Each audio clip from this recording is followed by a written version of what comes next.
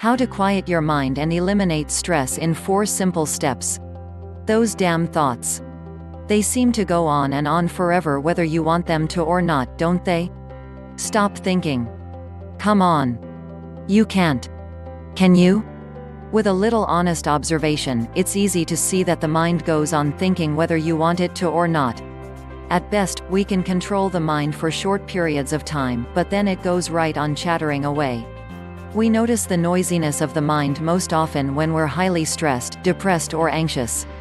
It's at these times when a quiet mind would be the most welcome relief, and yet it's also at these times when achieving a quiet mind seems impossible. What to do?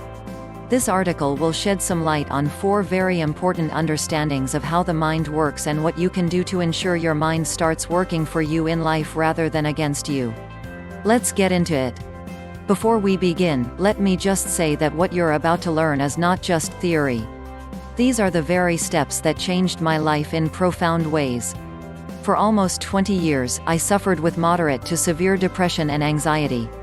I'm happy to say, the very insights I'm sharing with you today are what allowed me to heal myself and go on to live a happy and successful life. Step 1. Stop trying to control the mind. The first thing you'll notice is that trying to control the mind only makes the mind more resistant to your efforts. Naturally, we think that we need to do something or make some kind of effort in order to control anything in our lives, yet when it comes to the mind, that's not the case at all. Quite the opposite actually. Why does control not work? Because the mind operates largely based on programming and habits that were developed over many years. Trying to control your mind is like telling a hardcore drug addict to quit in a day. Not only is it highly unlikely to happen, it's actually dangerous to even try. Just like an addict, we need to slowly wean our way off of certain types of thinking. Our thoughts are not much different from a drug. Because thought is like an addiction, attempts at self-control rarely if ever work. What works is setting a strong intention. A drug addict doesn't get better through pure self-control. They get better first and foremost because of their genuine intention to do so. When they create a new positive intention, it activates the necessary choices and decisions required to improve. Self-control is not the answer. Self-control is trying to eliminate the negative, and when you are focused on the negative, you only get more of it. Instead of fighting against what you don't want, decide on what you do want. Choose peace, love, forgiveness, kindness, etc.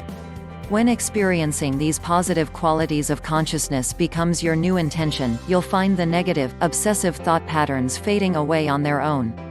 In summary, don't try to quiet your mind or eliminate negative thoughts.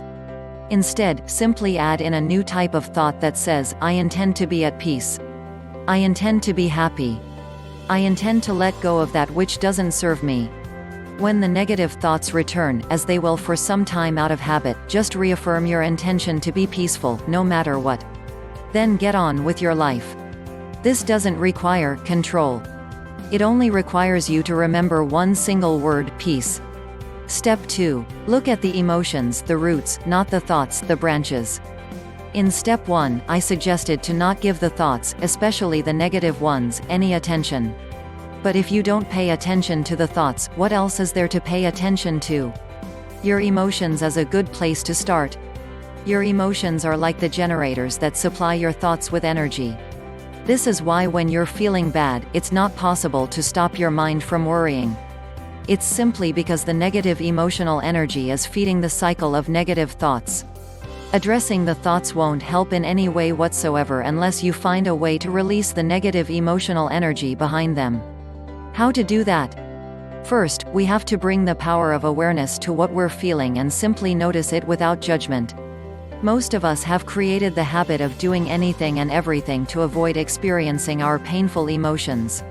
We will eat food, watch movies, socialize, read, and distract ourselves with all types of things in order to avoid having to deal with our emotions. Yet all this distraction just puts the issue off for a later time. It does nothing to get rid of the underlying issue, and so those painful feelings will come up again in a matter of time. They're not gone just because you temporarily suppressed them. Essentially, nothing has changed. So before we can even begin to discuss what to do with our emotions, we have to understand the importance of taking time to observe and pay attention to what is going on within ourselves. Ideally, we should spend at least 10 minutes in the morning and 10 minutes in the evening in quiet introspection, noticing and observing our deepest thoughts, desires, intentions, and feelings. Sitting and doing nothing seems unproductive and a waste of time to the mind. Yet this one simple practice can open your mind to answers and wisdom that could change your entire life in ways you've yet to imagine. Step 3. Stop resisting the emotion. This whole process is very counterintuitive to the mind. Our mind automatically believes that control and effort is the answer to problems. Don't be fooled here. It's very important to understand that the inner world of thoughts and feelings operates by different laws than the physical world of material and matter. Your emotions are not like objects to be manipulated. They are more like clouds to be dissolved. Emotions drive thoughts, so to quiet the mind, we need to release the emotional energy within ourselves. This is not done by suppressing the emotions, ignoring them, or pretending they don't exist. In contrast, it is done by completely accepting them and allowing them to be without any attempts to change or control them. All my life, I tried to control my emotions. I pushed them out of the way and carried on with life, but this only made me more and more miserable as time went on. All that emotional energy was just being pushed deeper and deeper into myself. And with no outlet for release, it eventually led to chronic stress, suicidal depression, and serious health problems. When I began to practice silent observation and radical acceptance of my feelings, even the most unpleasant ones, my life changed in ways I never expected. I felt lighter, more confident and free, without any effort at all. The more I practiced it, the better I felt. Eventually, my chronic anxiety disappeared and never came back. It was quite a shock to realize that the answer to my problems was so simple. So what do you need to do? You sit quietly with yourself, watch your feelings, accept them completely with no attempts at control, and watch the energy of those feelings release all on its own. As the emotional energy releases through your continued observation and acceptance, you will notice your mind getting quieter and quieter and your body feeling lighter and lighter. In a short time, you'll notice a deep sense of joy and peace wash over you. This is the joy of your true self. Step 4. Not working? Start over. Do not overcomplicate this process. Your mind will try to trick you into believing that it must be more complicated or that there must be more to it than simply intending to be peaceful and then watching and accepting your emotions. I can say from a lot of experience, the complicated strategies almost never work. Simplicity is power. It is essential to realize that trying to control thoughts and emotions is what keeps them alive.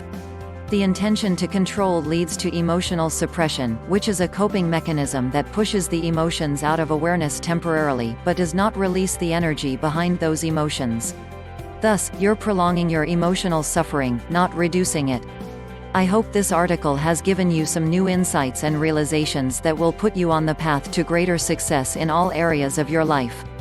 If you enjoyed this video, you'll probably also enjoy this video and follow training, http://bit.ly/beliefs-law of attraction I attach below description. If you enjoy this video, please like and subscribe for more or share to help more people. Thank you so much.